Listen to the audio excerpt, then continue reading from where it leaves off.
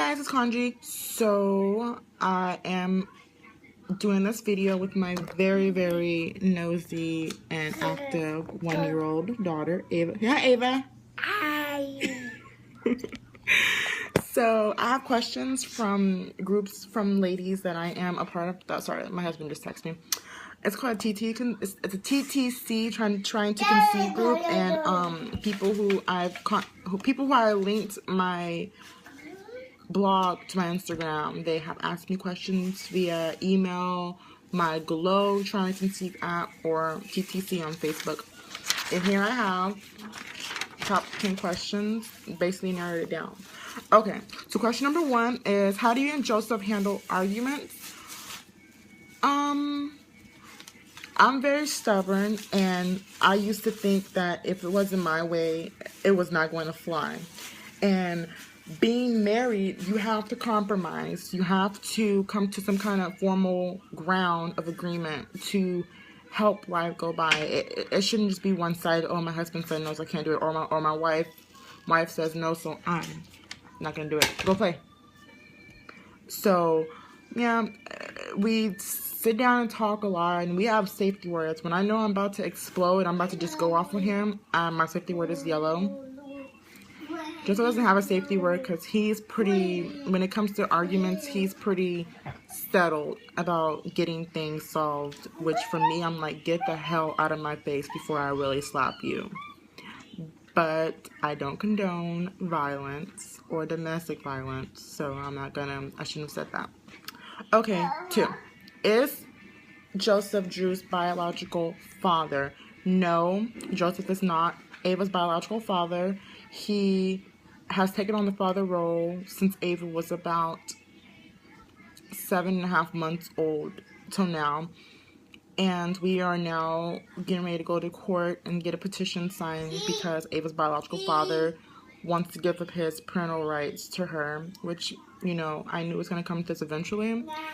And I am honestly not too worried about it.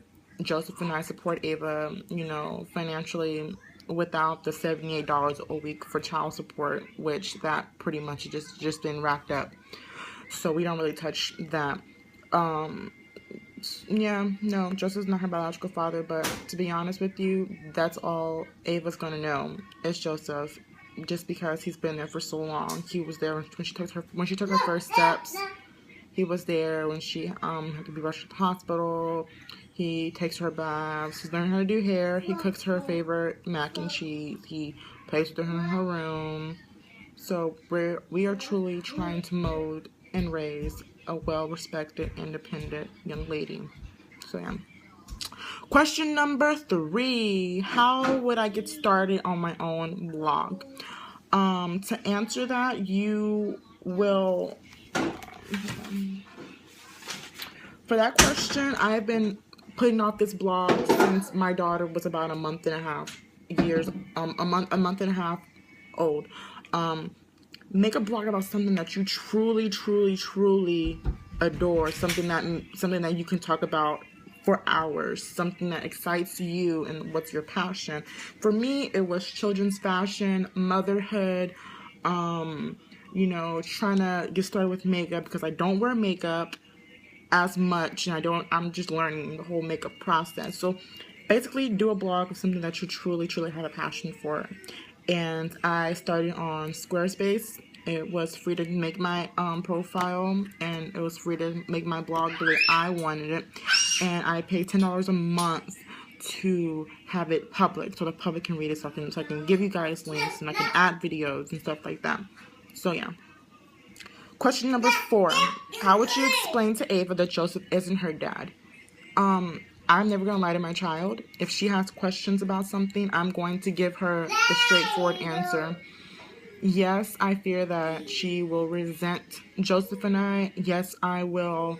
Yes, I'm scared that she won't look at Joseph the same way, but I'd rather her know the truth than keep a secret.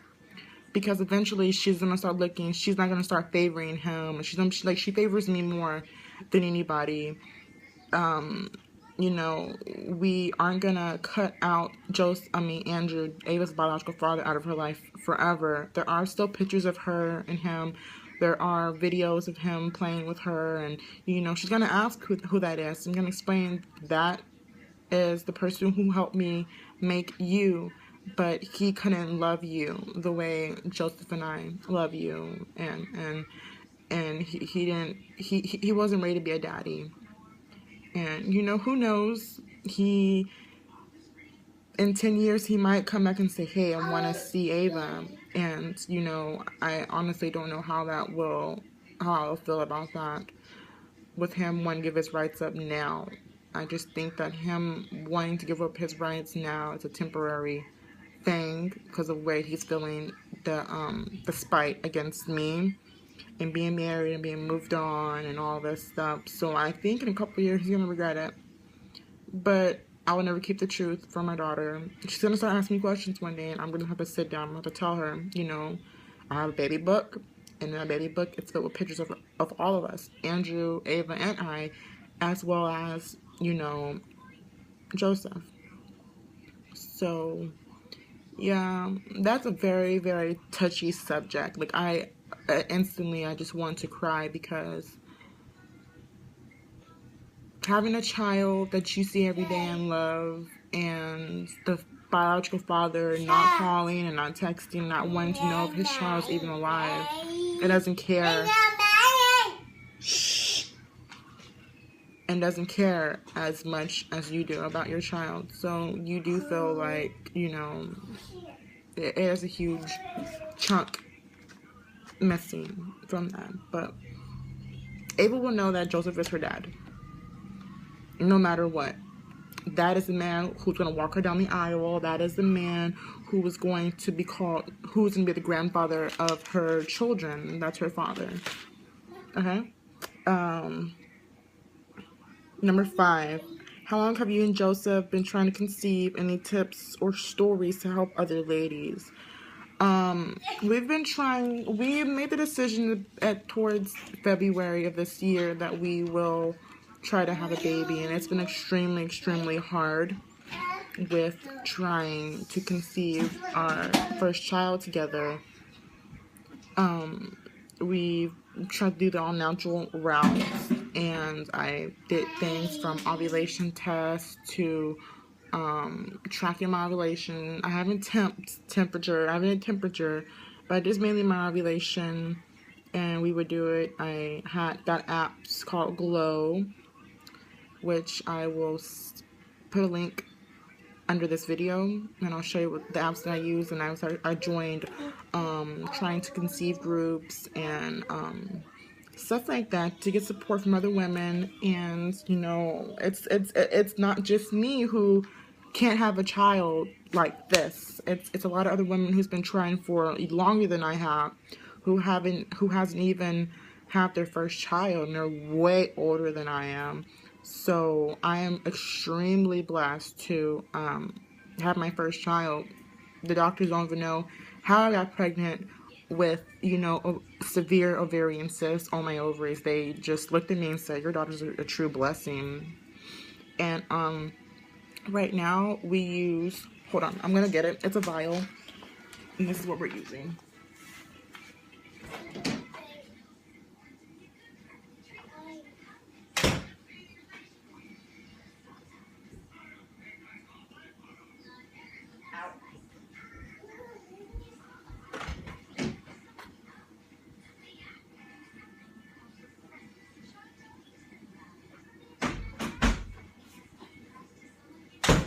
Okay, I'm back. Okay, so we use this thing called Pre-Seed. It is sperm-friendly lubricant. It comes in a little vial, and you don't need that much because it gets you super, super wet. You just put the amount that you want. This is clean, by the way, to let you guys know. It hasn't been used. You basically squeeze it. There are little lines, and you basically just fill it up to those points of how much lube you want. You don't want all that because you get super wet by it. And so yeah, we started using pre-seed about a month and a half ago. So we are still going strong with the whole process of trying to have a baby. Our goal is to try to have a baby before we go to Hawaii, or going to Hawaii. Sometime by the end of this year we won't be pregnant. But who knows? Nobody knows. So yeah. My story is, if you know that something's wrong, go talk to a doctor, and if that doctor's giving you the runaround, request a new doctor. I requested a new doctor. My new doctor, my fertility doctor, is extremely, extremely, extremely good, and I wish I would have went to her sooner. So I'm taking steroids right now to release multiple eggs. And I am going to start taking Clomid, which helps me ovulate. So the risk of releasing multiple eggs is that you can have a multiple pregnancy. So that is one of the scary things, because I have Ava and I just want one more. But if God blesses it with 2, then I'll be extremely, extremely happy. But yeah. Okay. Question number 6. Joseph's in the Army. Do you guys have plans to go anywhere else besides Texas? Yes, I do. Anywhere I wanted to go, travel anywhere but Texas. And my husband got ordered to go to Hawaii. His order date states towards the end of April of next year. But since Hawaii is so far away and they have so many vacancies, we might move anywhere between July and April. But I'm honestly and truly thinking that we will move by the end of this year to Hawaii, which is really good, because I want to go somewhere. I don't like the winter, so I want to go somewhere that's not the winter. So, and Hawaii never gets cold. So yeah, and I thought about Germany and stuff like that, but Hawaii is just the medium between what my husband and I want. And I want Ava to have a different culture to grow up in, and she's never been to the beach. I'm gonna take her to the beach, and yeah. Question number 7. Are you worried about Joseph being deployed? I worry about my husband being deployed every single day. I'm scared that they're going to tell him, hey, you're deployed here, you have 72 hours. I am always scared that something's going to happen, or some big ass war is going to break out, and they're going to just take my husband from me. I'm never going to see him again. But we are pretty open about all that, and he does talk to me. And I tell him my views and my fears, and he tries to reassure me that everything's going to be okay and all this stuff. But that's something that you really cannot promise, that you'll be coming home after your deployment. So I don't like him promising me that. Question number 8. When you guys do conceive, what names will you guys choose? Joseph and I already have names picked out. And with that, I won't know what the baby is until the baby is born. Joseph is set on finding out the sex as soon as possible. I don't want to know. I'm not putting this next child's life on social media as I did with Ava. I'm not putting our next child's whole entire existence on social media. It's going to be, how celebrities, don't put the baby's picture out right away. They wait like a couple weeks or months. That's what we plan on doing, because we want to have that intimate moment and capture our newborn, within ourselves and close family members. So I will ask that nobody, post pictures of the baby and stuff like that. And we'll reveal the name eventually after the baby's born. But yeah, my goal is to not know the sex of the baby until the baby's born, but I know that anxiety will kill me, so I might end up finding out, sadly, because I love to shop. But yeah, baby names, we won't tell anybody. No, none of my family members know. Besides my husband and I, we picked these names literally around 3 a.m. in the morning. I looked over and said, we need to pick up baby names right now. He said, well, goddamn, let's go. And so I narrowed it down, and he narrowed it down. Baby girl name came like this. The baby girl's name was set in stone within literally 4 minutes of deliberation with him. He's like, that's a perfect name. We're keeping that name. And the baby boy name, he It's more firm with the boy name because he wants the boy to have a strong name, and I'm just like,